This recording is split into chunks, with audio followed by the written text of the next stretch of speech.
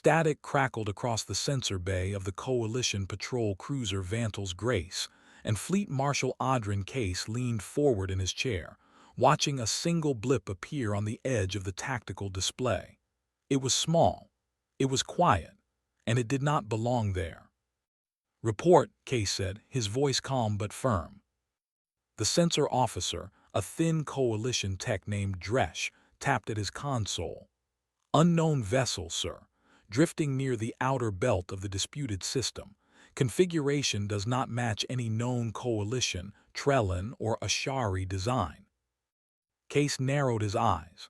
This region of space had seen little trouble in recent cycles, aside from a few skirmishes with the humans, a species that had only recently entered galactic awareness. The Coalition had heard stories, mostly dismissed as exaggeration.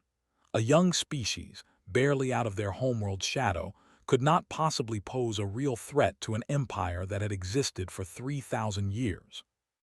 "Human design," Dresch confirmed after a moment, "matches partial records from the border incidents."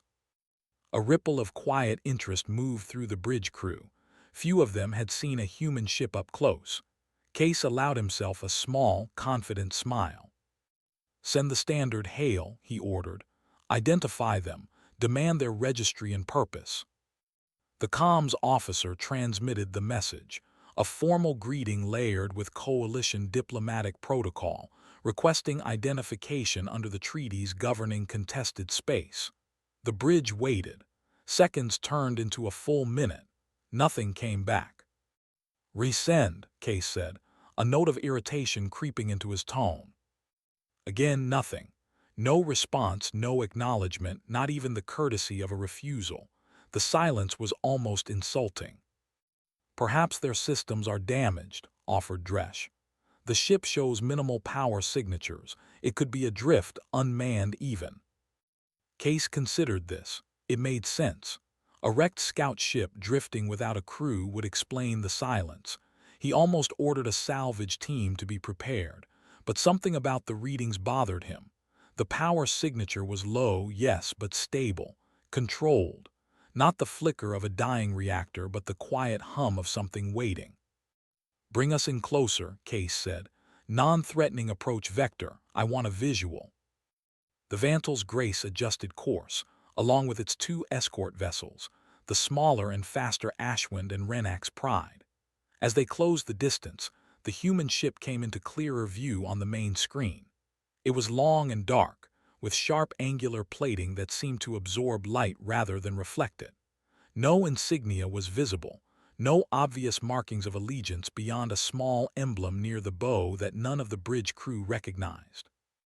"Ugly thing," someone muttered from the tactical station, and a few quiet chuckles followed. Case did not laugh. He studied the vessel with a growing sense of unease he could not quite explain. It was not fear, not yet. It was something closer to instinct, the kind of feeling a hunter gets when the forest goes too quiet. "Try the hail again," he said.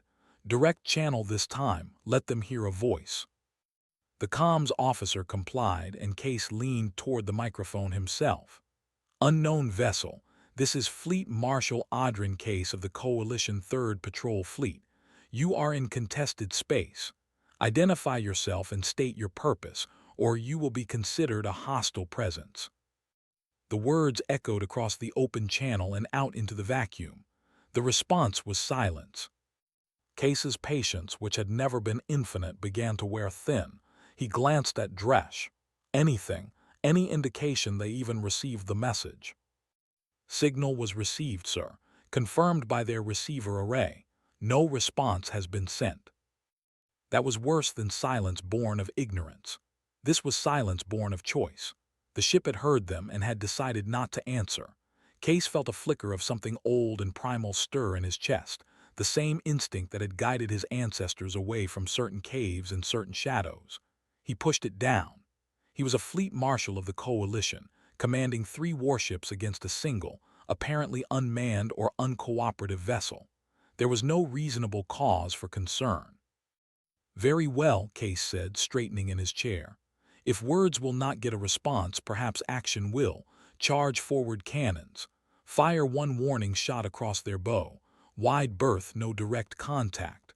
Let us see if that gets their attention. The order rippled through the ship.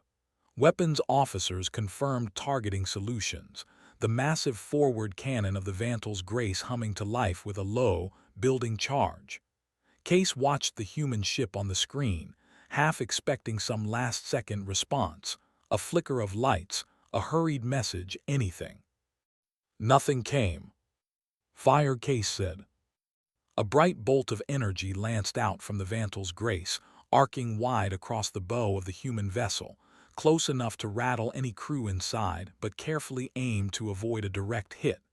It was meant as a warning, a show of strength, a message that said, we could destroy you, but we are giving you a choice. For a long moment, nothing happened.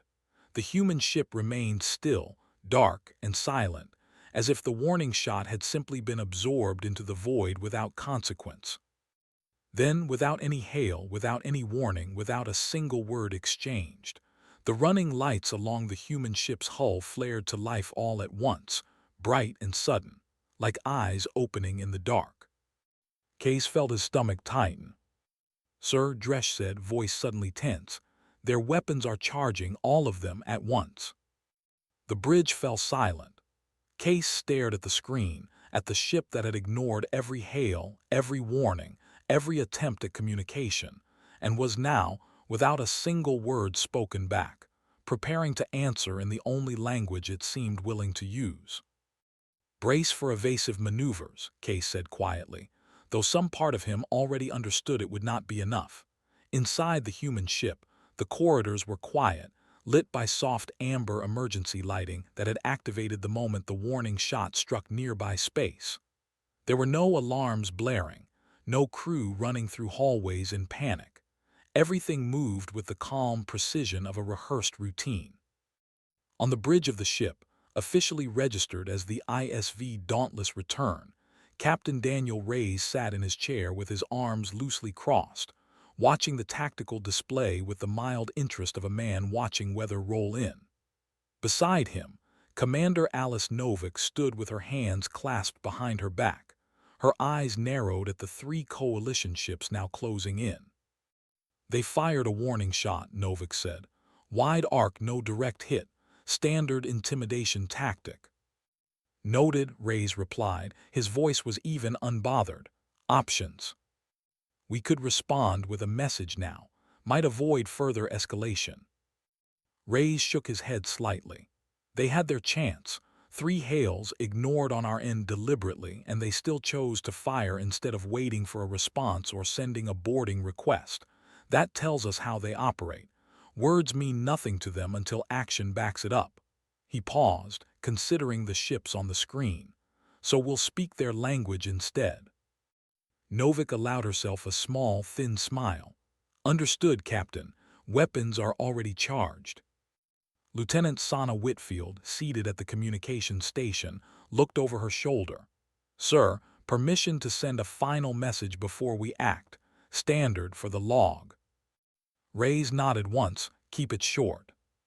Whitfield turned back to her console and typed a brief transmission, then sent it out on an open channel toward the 3 coalition ships. The message was simple. "This is your only warning. Withdraw now." No response came from the coalition side, only the sound of their weapons continuing to charge, locked onto the Dauntless Return. "That's their answer," Reyes said quietly. "Alice, take us to full readiness. Focus fire on their lead vessels, engines, and weapon systems. Minimize hull breach unless necessary. We're not here to slaughter them, just to make sure they understand who they're dealing with." The Dauntless Return came alive in a way that would have unsettled any observer watching from outside. Panels along its hull shifted and opened, revealing weapon batteries that had been hidden during its silent drift. Its engines flared with sudden, controlled power, and the ship moved with a speed and precision that seemed impossible for something of its size. On the Vantal's Grace, Fleet Marshal Case barely had time to process what was happening before the first strike hit. A precise beam of concentrated energy lanced across space and struck the forward shield generator of his ship, collapsing it instantly. Alarms blared across his bridge for the first time. "Shields down on the forward quarter," Dresch shouted, his composure cracking. "They bypassed our defenses in one strike." Case gripped the armrests of his chair. "Return fire. All batteries target the human vessel." The coalition ships opened fire, a storm of energy bolts and projectile rounds streaking toward the dauntless return. But the human ship moved with an eerie grace, weaving through the barrage with maneuvers that seemed to anticipate each shot before it was even fired. Few strikes landed, and those that did were absorbed by shielding that barely flickered under the impact. "They're not even trying to close the distance," Novik observed from her station, watching the readouts. "They're holding position and letting us come to them." "That's the idea," Reyes said. "Let them commit, then we end it quickly." The Dauntless Return's secondary batteries opened up, targeting the smaller escort ships, the Ashwind and Renax Pride. Precise strikes tore through their weapon emplacements and engine housings, disabling rather than destroying, though the coalition crews aboard likely could not tell the difference in the chaos of the moment. Within minutes, both escort vessels were drifting, unable to maneuver or fire, their crews scrambling to contain internal damage. On the Vantal's Grace, Case watched in stunned silence as his fleet, 3 ships strong, was reduced to a single functioning vessel in the span of what felt like only a few minutes. The human ship had not used its full firepower, had not attempted to destroy his escorts outright, and yet had crippled them so efficiently that resistance was no longer possible. "Sir," Dresch said, his voice shaking slightly, "orders." Case stared at the tactical display, at the human ship sitting calmly amid the wreckage of his once confident patrol fleet, its weapons still trained but not firing further. It was waiting, watching, as if to see what he would do next. "Signal the Ashwind and Renax Pride," Case said finally, his voice tight. "All ships disengage, fall back to Rally Point 7. As the coalition ships began their retreat, damaged and humbled, Case allowed himself one last look at the human vessel before turning away from the screen. It had answered no hails, offered no diplomacy, and yet had communicated more clearly than any words could have. The coalition had come expecting an easy encounter with a lost or damaged vessel from a young species. Instead, they had found something far more deliberate, far more controlled, and far more dangerous than any of their reports had suggested. Aboard the Dauntless Return, Reyes watched the coalition ships retreat, his expression unreadable. Novik glanced at him. "They'll be back," she said, "with more ships next time." "I know," Reyes replied simply. "Let them come. We didn't start this, but we'll finish it if that's what it takes." Whitfield, still seated at her console, spoke up quietly. "Should I log this as a defensive engagement, sir?" Reyes nodded. "Log it exactly as it happened. We gave them a chance to walk away. They chose otherwise." He leaned back in his chair, watching the empty space where the coalition fleet had once been. "That's on them, not us." The bridge fell quiet again, the tension easing but not disappearing entirely. Somewhere out in the dark, word of this encounter would spread, carried back to coalition command by a fleet marshal who now understood, in a way no report could have prepared him for, exactly what kind of species humanity truly was. News of the encounter reached coalition high command 3 days later, carried by a battered courier ship that had detached from Case's limping fleet before the wounded vessels even reached a proper repair station. The report itself was short, almost embarrassingly so for an officer of Case's rank, but every word in it sent ripples through the halls of coalition leadership. In the central command chamber of the coalition capital, a circular room lined with tall windows overlooking a sprawling city of glass towers, several senior officials gathered around a long table to review the report. Grand Admiral Tesek Orlin, a broad-shouldered coalition veteran with decades of service, read through the summary with a deepening frown. One ship, he said aloud, more to himself than to the room. One human ship disabled 3 of our vessels, including a fleet marshal's flagship, without ever firing first. The report says Case fired the first shot, corrected a younger official seated across from him, a strategist named Perrin Adao. A warning shot after multiple hails went unanswered. Orland set the datapad down. And still, the human ship responded with such precision that our fleet was crippled within minutes. This does not match the profile we have built on this species. Adao leaned forward. With respect, sir, our profile was built on a handful of border skirmishes years ago, most of which ended in inconclusive draws. We assumed the humans lacked the technological maturity to pose a serious threat. This report suggests otherwise. Around the table, murmurs of disagreement rose. Several officials, more accustomed to centuries of coalition dominance over lesser-known species, dismissed the report outright. One incident does not define a species, said an older delegate named Corvin Thess, waving a dismissive hand. Case panicked. He likely exaggerated the encounter to excuse his own failures. The sensor logs do not exaggerate, Adao replied evenly. I have reviewed them myself.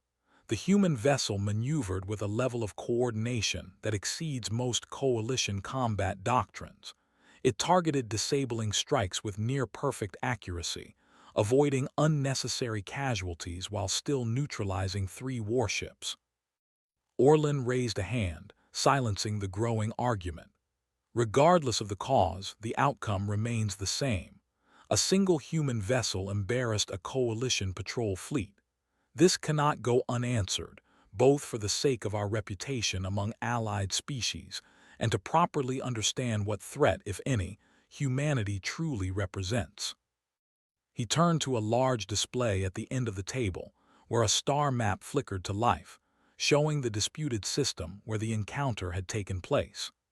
I am authorizing the deployment of the 2nd Battle Group under Fleet Marshal Case's continued command, reinforced with additional vessels. Their objective is twofold: capture the human ship if possible for study, and reassert coalition authority over the contested region. Adao hesitated before speaking again.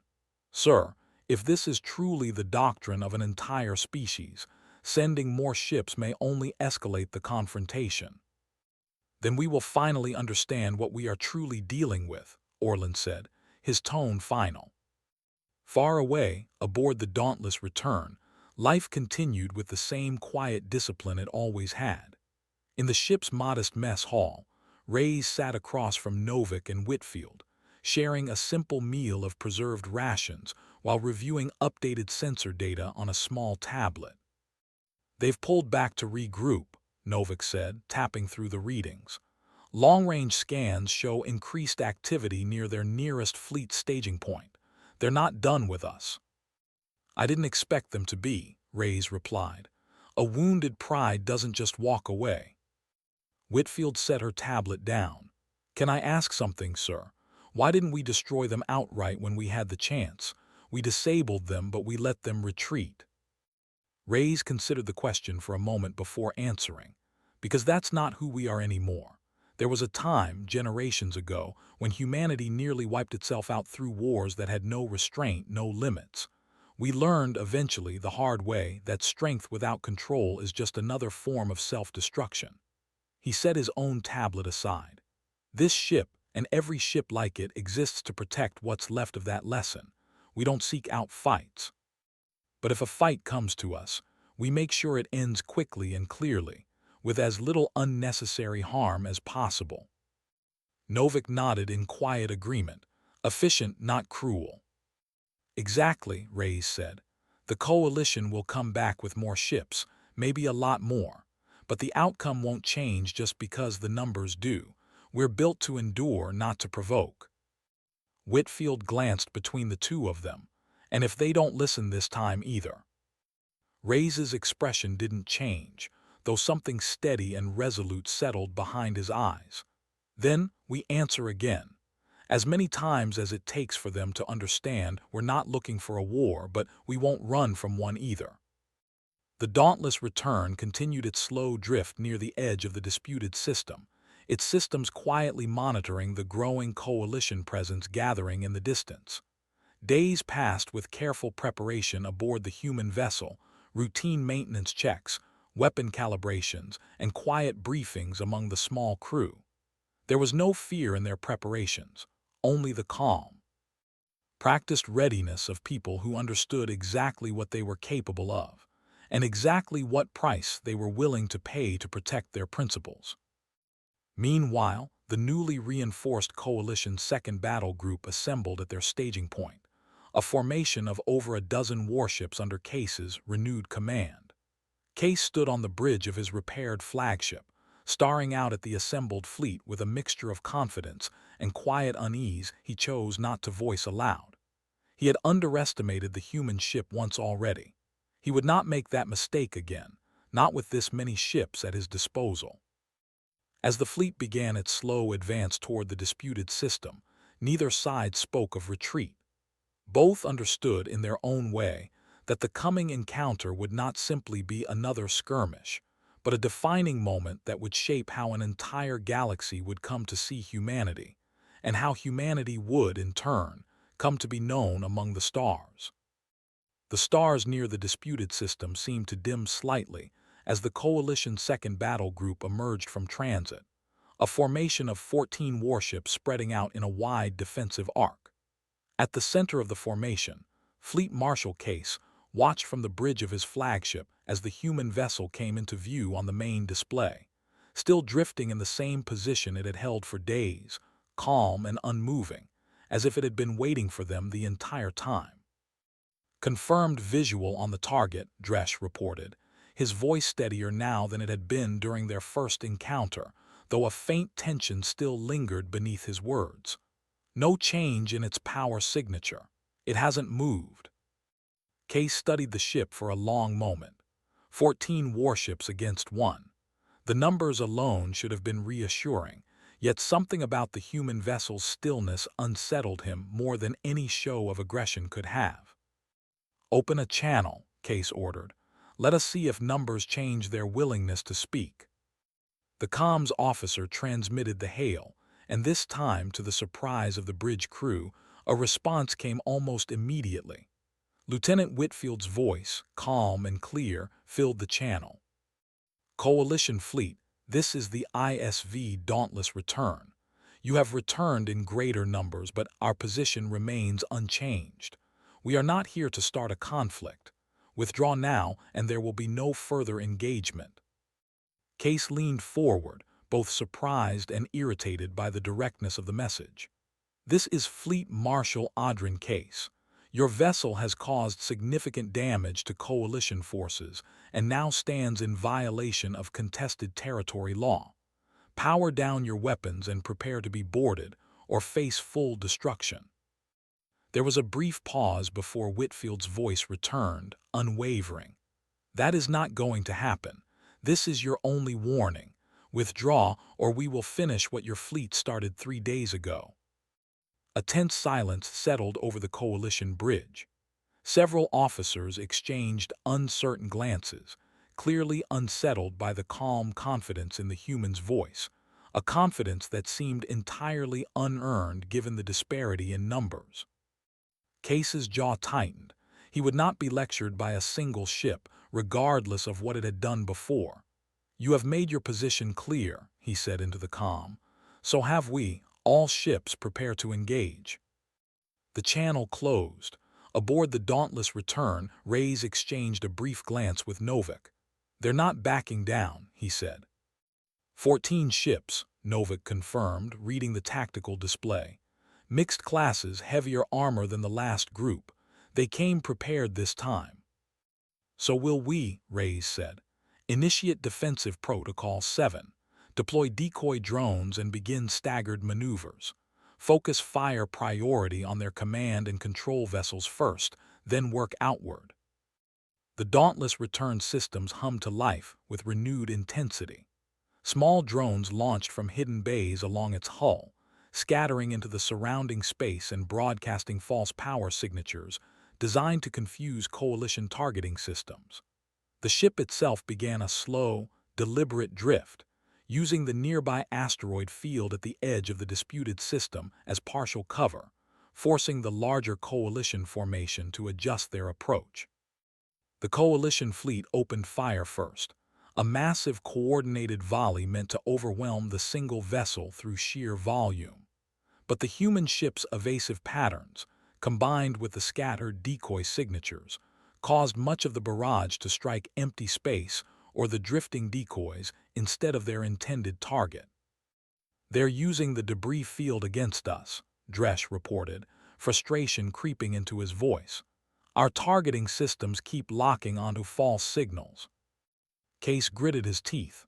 "Then target the asteroid field directly, clear it out if we must." As coalition ships adjusted their fire to sweep through the asteroid field, the dauntless return used the brief window of confusion to strike. Precise beams of concentrated energy lanced out toward the nearest coalition cruiser, targeting its command tower with surgical accuracy. The vessel's communications and coordination systems went dark instantly, cutting it off from the rest of the fleet's tactical network. One by one, similar strikes disabled key command ships throughout the formation, isolating smaller groups of coalition vessels from centralized coordination. Without clear communication, the remaining ships began to fire less effectively, some even striking their own allies in the confusion of the drifting debris and false signals. On the dauntless Return's bridge, Novik monitored the shifting battle with a focused intensity. "Their formation is breaking down. Should we press the advantage?" Reyes shook his head slightly. "Stay defensive. We're not trying to wipe them out, just make continuing this fight too costly for them to justify." The battle continued for nearly 20 minutes, an eternity in the fast-paced exchange of modern ship combat.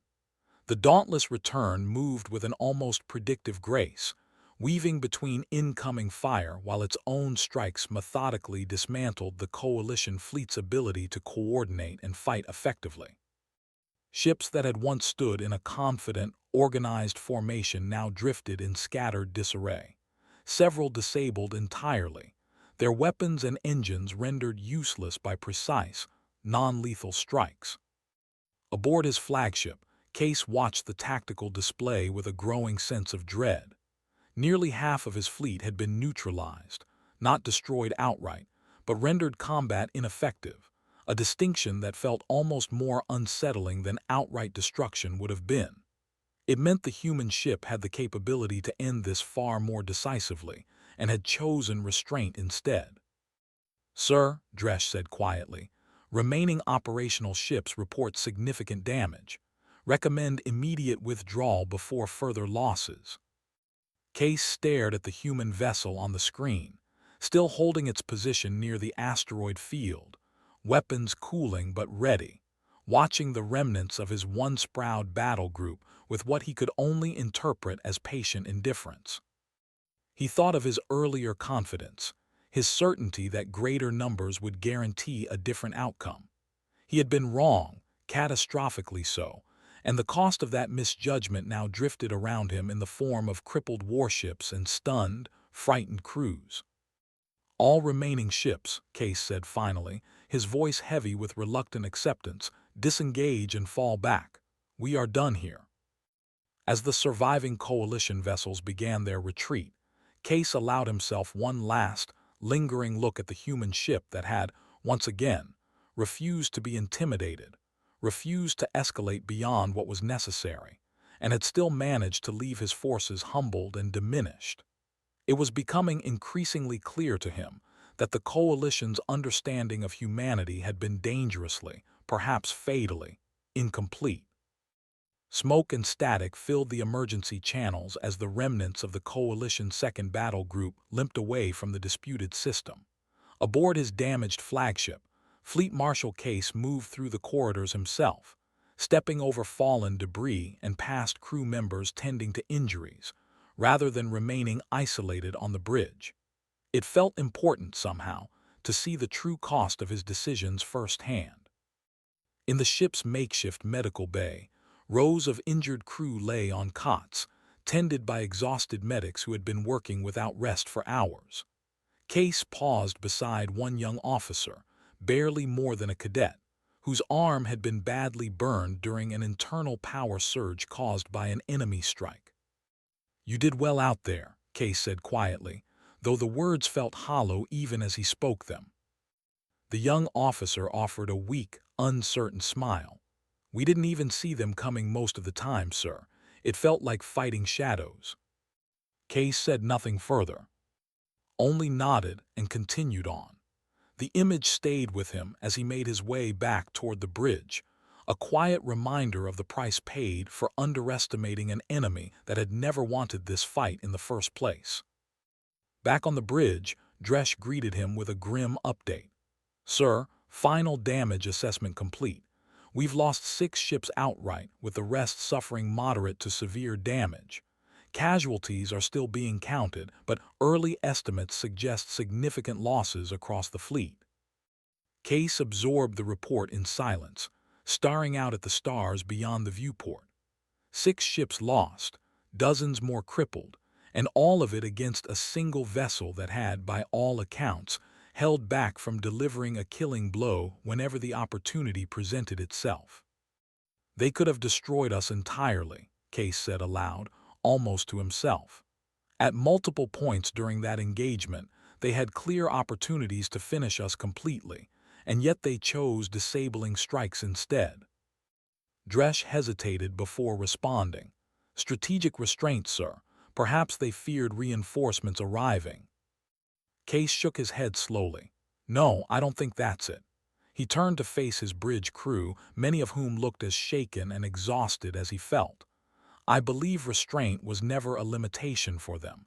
It was a choice, deliberately made, even in the middle of battle." Before anyone could respond, a new transmission request appeared on the comm display, originating from the dauntless return itself. Case stared at it for a long moment before nodding for it to be accepted. Captain Reyes' voice came through, calm and measured, without a trace of triumph or malice. "Fleet Marshal Case, this is Captain Daniel Reyes of the ISV Dauntless Return. Your fleet is no longer a threat to us. We are not pursuing further engagement." Case straightened in his chair, surprised by the directness of the communication. "You could have destroyed my entire fleet," he said. "Why didn't you?" There was a brief pause before Reyes answered. "Because destruction was never our goal. We defend ourselves when necessary, but we don't seek to annihilate those who challenge us out of misunderstanding or pride. Your fleet attacked first, twice now, based on assumptions about our species that were incomplete at best. We responded with enough force to end the threat, not with cruelty beyond that." Case absorbed the words carefully. "And if we had pressed the attack further, despite our losses?" "Then we would have continued to respond in kind," Reyes said, his tone unwavering but not unkind. "We don't want war with the Coalition, Fleet Marshal, but we won't be threatened into submission either. If you're willing to listen now, I'd prefer this conversation happen through words rather than continued conflict."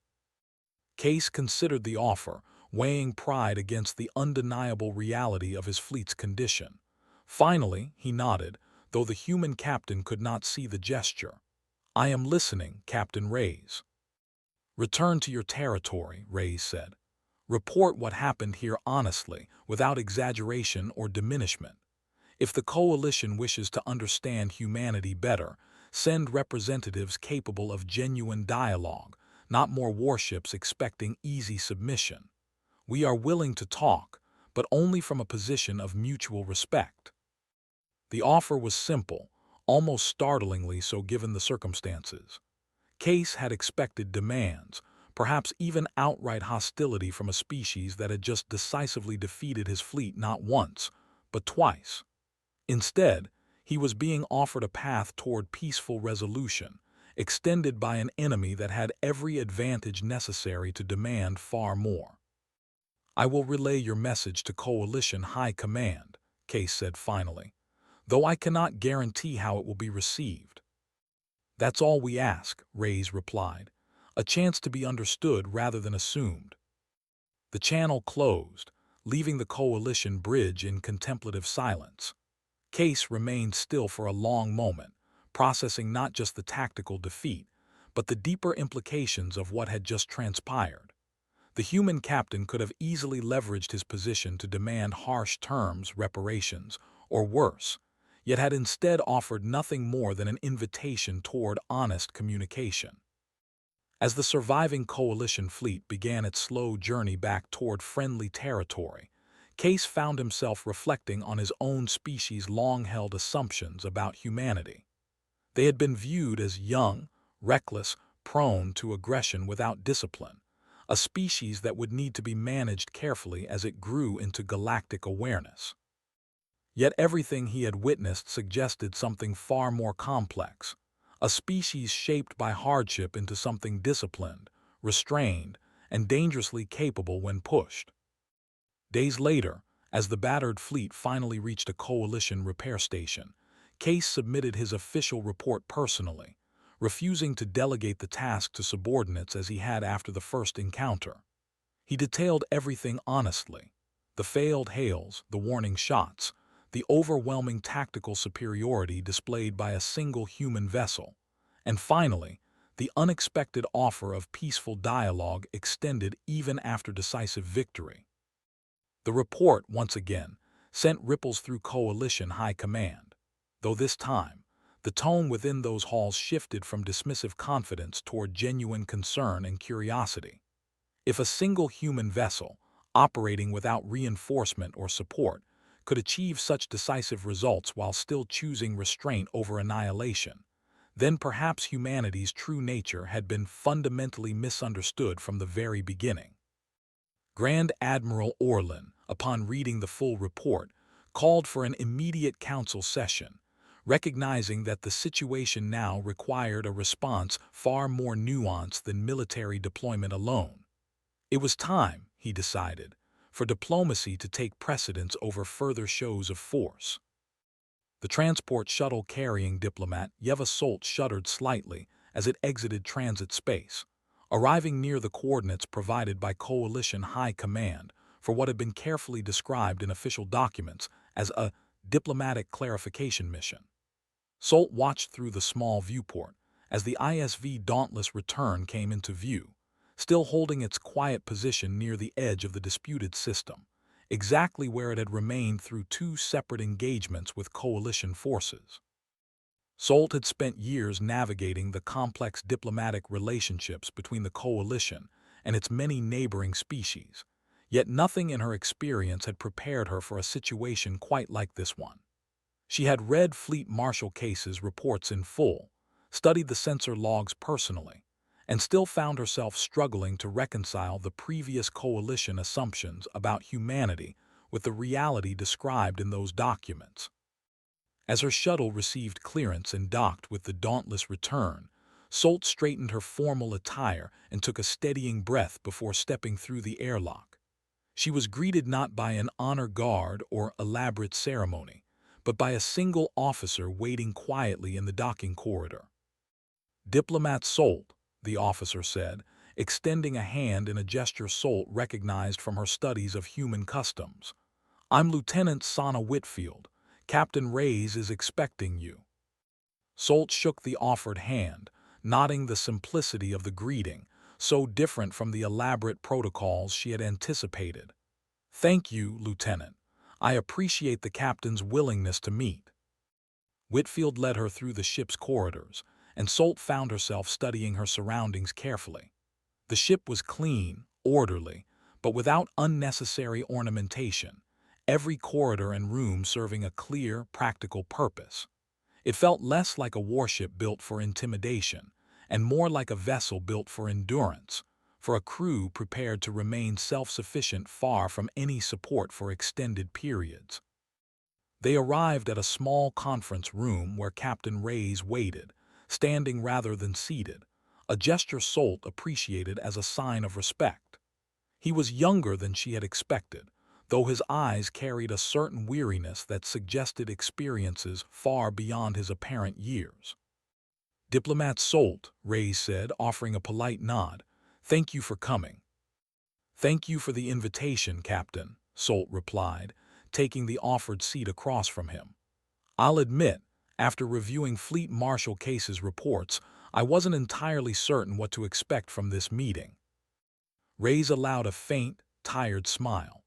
Most people aren't when they finally meet us properly instead of through second-hand reports or skirmish records. Solt studied him carefully.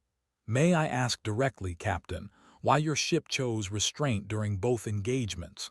Our reports show clear opportunities for decisive, total victories that were deliberately avoided. Reyes considered the question seriously before answering. Humanity has a complicated history, Diplomat Solt. Centuries ago, we nearly destroyed ourselves through wars fought without restraint, conflicts that spiraled far beyond their original purposes until entire regions of our homeworld were left uninhabitable. It took generations to recover, and even longer to understand the lesson embedded in that near destruction. And that lesson was, Solt asked. That strength without control is simply another path towards self-destruction, Reyes said. When we finally moved beyond our homeworld, we built our entire approach to defense around that principle. We do not seek conflict, but we prepare thoroughly for the possibility of it. When conflict finds us regardless, we respond with enough strength to end the immediate threat, but never more than necessary. Total annihilation isn't strength, Diplomat. It's just a different kind of loss. Solt absorbed his words carefully, comparing them against the assumptions the Coalition had long held about humanity, assumptions built largely on limited encounters and cultural misunderstanding, rather than genuine comprehension. The Coalition believed your species remained young and undisciplined, prone to reckless aggression given your relatively recent emergence into galactic society. A reasonable assumption, given limited information, Reyes acknowledged. But recent emergence doesn't mean lack of hard-earned wisdom. Our history is short compared to species like yours, but it was intense enough to teach lessons that some older civilizations may have never needed to learn firsthand. The conversation continued for several hours, moving through topics ranging from humanity's turbulent past to their eventual unification, to the careful doctrines now guiding their approach toward interstellar relations. Solt found herself genuinely engaged, her initial diplomatic caution slowly giving way to authentic curiosity, and eventually, a measure of respect for the calm, deliberate philosophy guiding the crew before her. I will report all of this honestly to Coalition High Command, Solt said finally, as their meeting drew toward its conclusion. Though I imagine it will take considerable time for old assumptions to fully shift. That's understandable, Reyes said. We're not asking for immediate trust, Diplomat Solt, just an honest chance to be understood rather than judged based on incomplete encounters. Solt nodded, rising from her seat. I believe that chance has already begun, Captain, whether the wider coalition fully realizes it yet or not. As Solt's shuttle departed the dauntless return, carrying with it a report that would soon reshape coalition policy toward humanity, the human vessel remained in its familiar position near the disputed system, resuming its quiet, patient vigil. Word of the encounter and the diplomatic meeting that followed gradually spread beyond coalition space, carried through trade routes and diplomatic channels to neighboring species who had, until now, held their own uncertain assumptions about the newly emerged human civilization. Slowly, deliberately, a new understanding began to take root across the galaxy, not one of fear or intimidation, but of measured respect for a species that valued peace deeply enough to prepare thoroughly for its defense, without ever losing sight of the restraint required to preserve it. Aboard the dauntless return, life continued much as it always had. Reyes remained in his chair on the quiet bridge, watching the stars beyond the viewport with the same calm patience that had defined every decision throughout the recent encounters. Novik stood nearby, reviewing routine reports, while Whitfield monitored the ship's communications, ever ready to answer whatever might come next, whether through words or otherwise. Humanity had never sought to be feared among the stars. It had only ever wanted to be left in peace, to rebuild and grow following the hardships of its own turbulent history. But if that peace was ever threatened, if hails went unanswered and warnings were ignored, humanity had proven decisively and repeatedly that it would always answer calmly, precisely, and without hesitation in whatever language was required.